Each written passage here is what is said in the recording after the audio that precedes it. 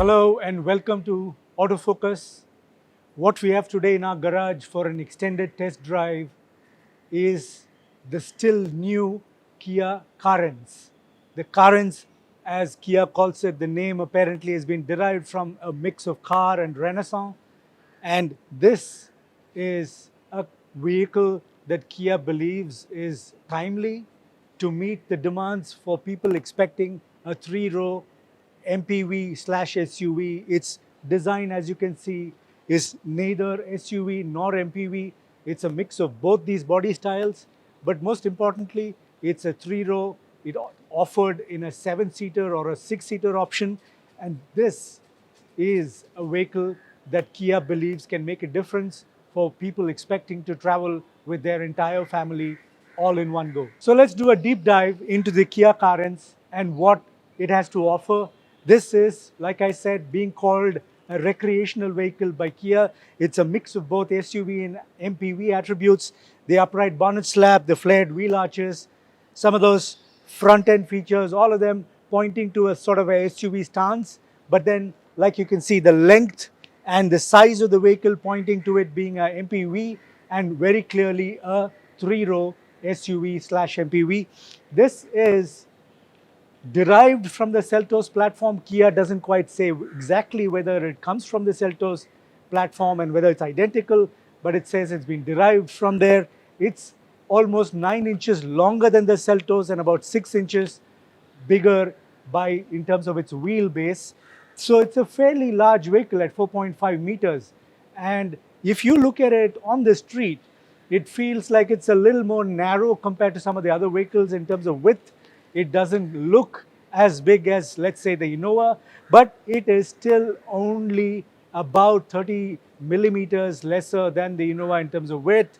In terms of its length also, it is actually a little lesser than the Innova, but then the wheelbase is more than the Innova, and that therein lies the point that most people may be looking for in terms of more space inside the cabin, the promise that that wheelbase number sort of points to is exciting.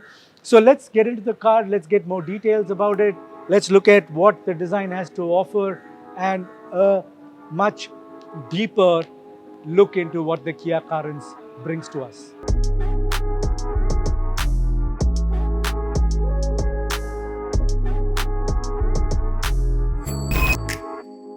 So the Kia Carens front design is very unique, and it's a very good thing to see that it doesn't really have any major connections with the Seltos on which it's derived from the platform. The design is very unique, the front side, and the front fascia, as you can see, delivers that sort of almost EV-like personality. This textured, glossy panel replacing a sort of like a honeycomb grille that we are more used to seeing, and this thin LED DRL signature gives it a very EV-like front fascia. But that's a good thing. I mean, there is no connect with the Seltos, though there are some elements that, as you can see, seems to have been derived or inspired from the Seltos. Kia calls this LED DRL signature having been inspired by constellations and stars. The whole design makeup for the LED delivers that impact, unlike what we've seen with the Seltos, for example. The Tiger Nose grille, of course, the Tiger Nose grille is moved to the front fender instead of where it used to be earlier, much closer to the grille and delivering that signature very clearly. Here, it's a little more subtle and, of course, framed by chrome in the top-end variant that we have here today. The entire front side has a sort of SUV-ish flavor, though the mild slope to the bonnet and the, sort of like a length delivered by the bonnet itself pointing to a sort of MPV design. The LED DRL is inspired by constellations and stars, as Kia calls it, and they also double up as turn indicators. So it does get this nice SUV-like stance from the front, a good vehicle front side that others would be seeing on their rear view mirror, and it has a decent nighttime signature with the lights when they're turned on. Overall, a very likable and very futuristic design. This design for the front may not age very quickly, which is a good thing for going for Kia.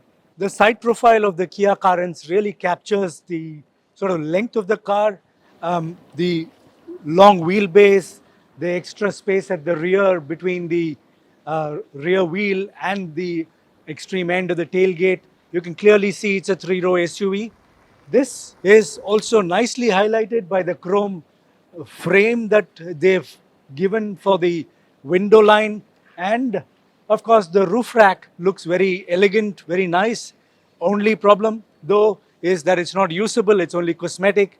You really can't use the roof rack to put some luggage at the top. So if you are carrying quite a bit of luggage and you were planning on a longer than a weekend drive with your family, you might have to consider getting some accessories to put some more load up on the roof. So at the rear for the Kia Carens, you can see this sort of peeled back tail lamp with a very unique light configuration, somewhat matching the constellation and stars LED DRL that we saw on the front. This connected strip, of course, adding a little more drama to the rear. It sits on the haunches, and the connected strip sort of like runs right over to the sides and sort of acts like a wraparound design.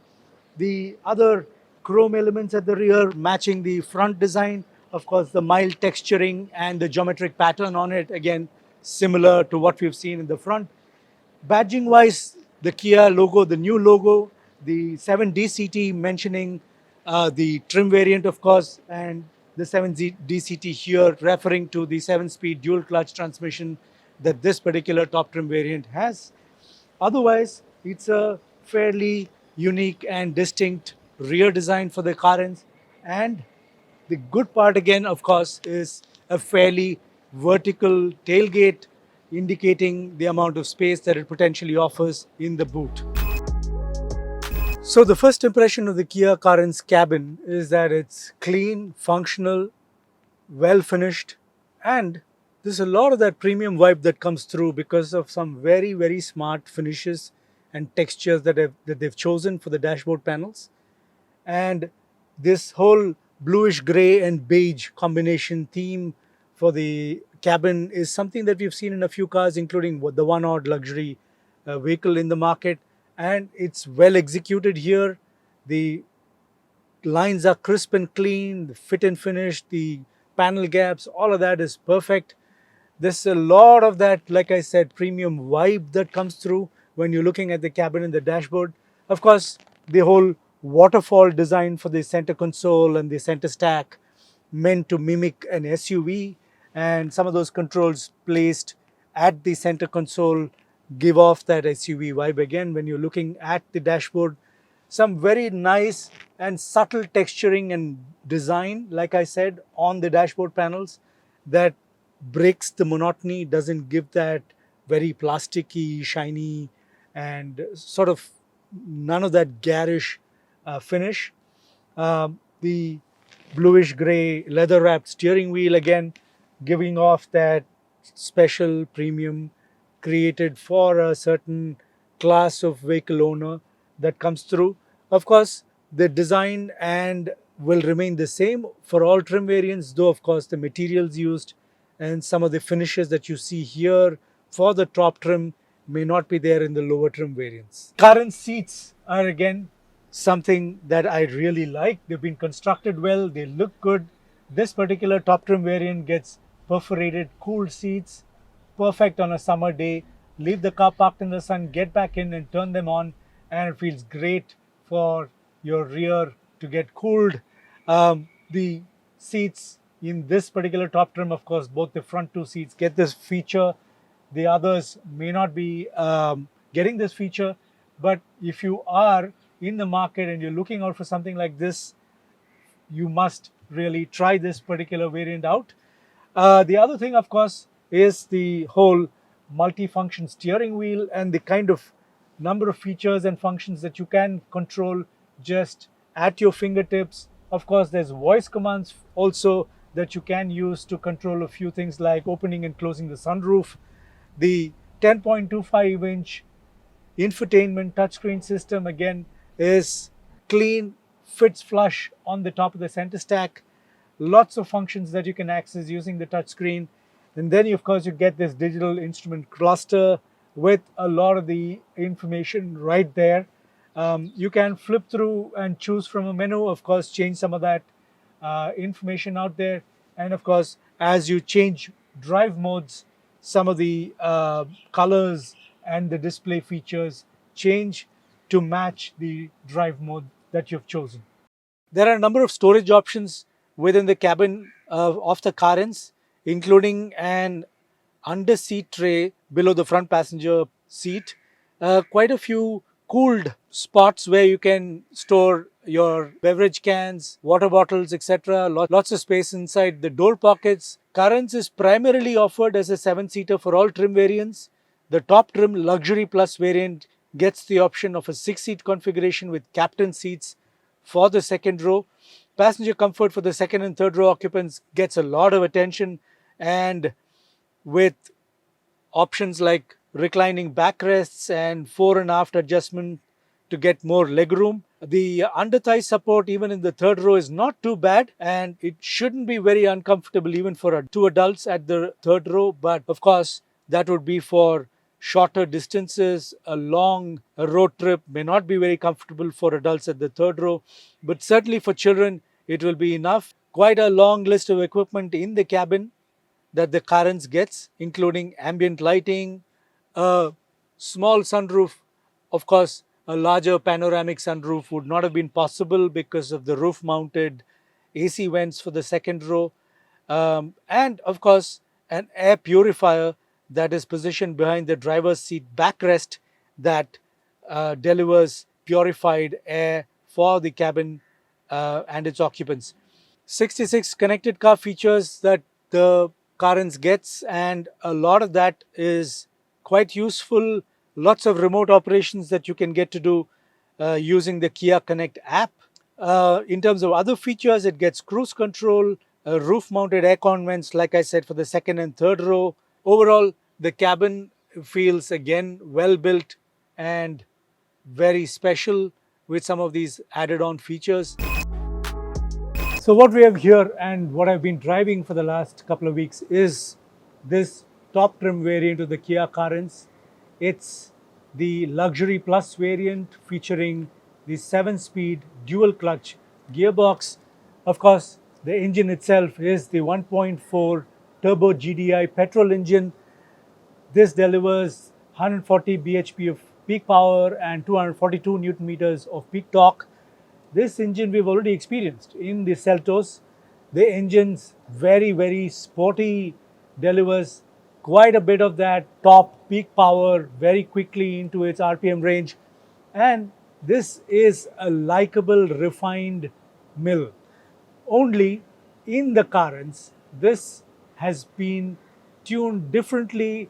The ratios are a little different, and the way it delivers this power is a little more restrained, not as sporty as in the Seltos, possibly in keeping with its image of a 3-row SUV or an MPV, a more family-oriented driving style possibly. But on the highway, it still feels good. You just need a slightly heavier right foot if you want to do some quick overtakes and stuff. It does get a little noisy in the cabin after a certain mid RPM range, but that's to be expected. Overall, pretty refined, quick and punchy. It's just that in city traffic, it just doesn't feel as quick when you might want it to pull past an obstacle that you might be find on the road. The Carens offers great straight line stability. The suspension setup has comfort bias, predictably so, because it's a MPV slash SUV with a sort of family and laid back driving style is expected. So it feels nice and cushiony in city driving conditions.